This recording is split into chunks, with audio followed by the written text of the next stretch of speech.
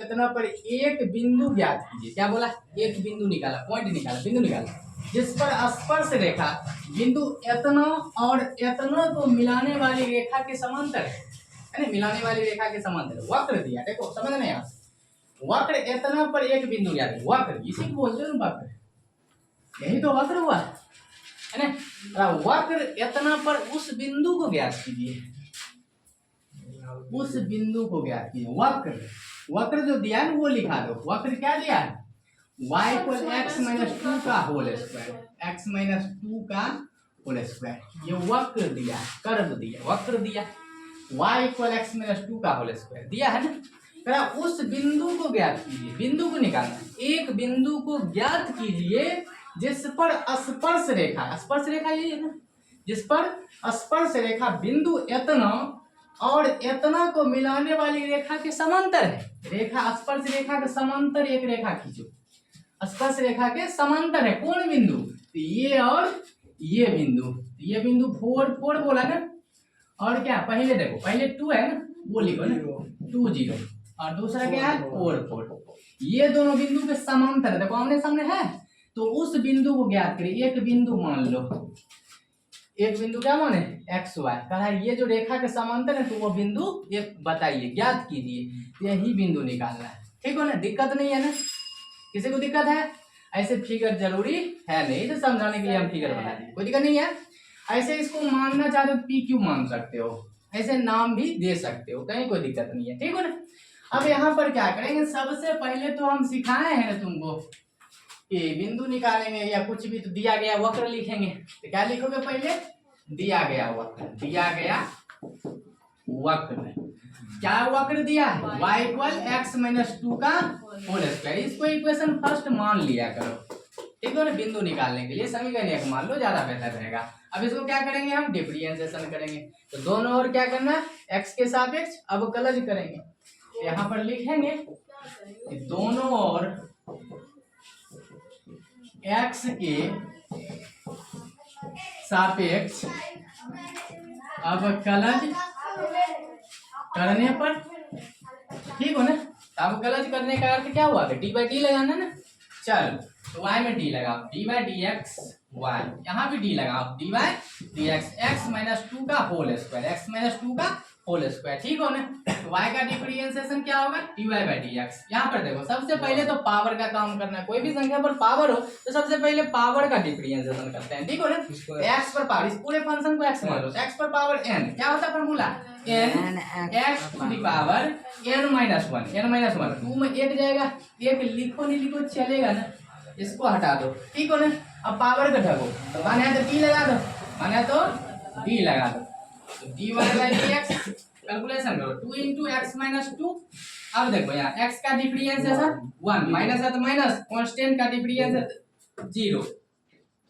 तो d y by d x कितना निकला? 2 इंटू एक्स माइनस टू, इसको मल्टीप्लाई करो तो कितना आ जाएगा? तो ये d y by d x निकला, मतलब स्पर्श रेखा की परवंता निकल गया, कहीं कोई दिक्कत नहीं है।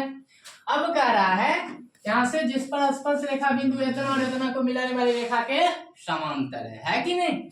अब यहाँ पर आ जाओ, तो ये पहले लिख दो कि स्पर्श रेखा की परवंता, स्पर्श रेखा की परवंता, परवंता को m बोलते हो ना, m बोलते हो। तो पहला m निकाल ले, तो m1 मान ले।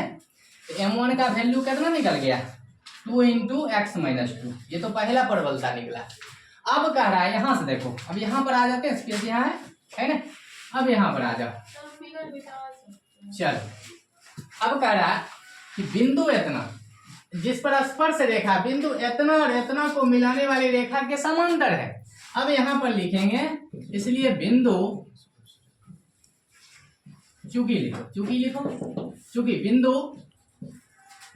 2,4 2,0 है ना, 2 0 2 0 और 4 4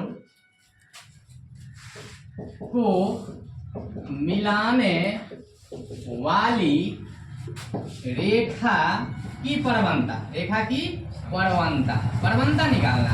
परवंता निकालोगे तो m निकालोगे और दूसरा परवंता निकालोगे तो m2 लिख दें। अब परवलता बराबर जब दो बिंदु देखो, यहाँ देखो बिंदु x1, y1, x2, y2 को मिलाने वाली रेखा की परवलता बराबर आलेबंधन फॉर्मूला होता है ना। यहाँ से y2 minus y1 bye x2 minus x1, ये सूत्र परवलता बराबर आलेबंध का सूत्र है, ठीक है ना। यहाँ पर देखो एक्स वाई, पहला डब्बा तो 1 1, एक्स वाई दूसरा डब्बा तक 2 2 बैठा दो, तो m2 का मान इससे तुमको प्राप्त हो जाएगा। m2 y2 का मान देखो तो क्या हो जाएगा 4, y1 का मान 0, x2 का मान 4, x1 का मान 2। कैलकुलेशन करो, इसको घटाओगे तो 4, इसको घटाओगे तो 2, अचिन प्लस, इसको काटो 2 टाइम्स में, तो m2 का वैल्यू कितना निकला 2। यहाँ तक पहले नोट करो, यहाँ तक लोग नोट करो।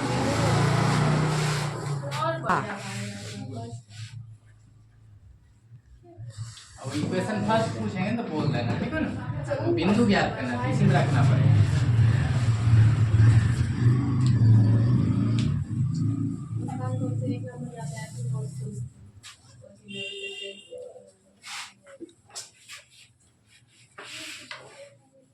चलो m1 m2 का मान बोलेंगे ना, पूछेंगे तो बोल देंगे। चलो अब रेखा खंड पी क्यू के समांतर, देखो ये रेखा क्या है समांतर है, यहाँ पर लिख दो चूंकि रेखा पी क्यू के समांतर है, ये बोले ना बिंदु इतना इतना के मिलने में रेखा के समांतर, यहाँ पर लिखोगे बिंदु पी नाम भी दे सकते हो, मन है तो नहीं लिख दो रेखा पी क्यू के समांतर है, डायरेक्ट लिख दे, चलो छोड़ लिख दो रेखा, क्योंकि रेखा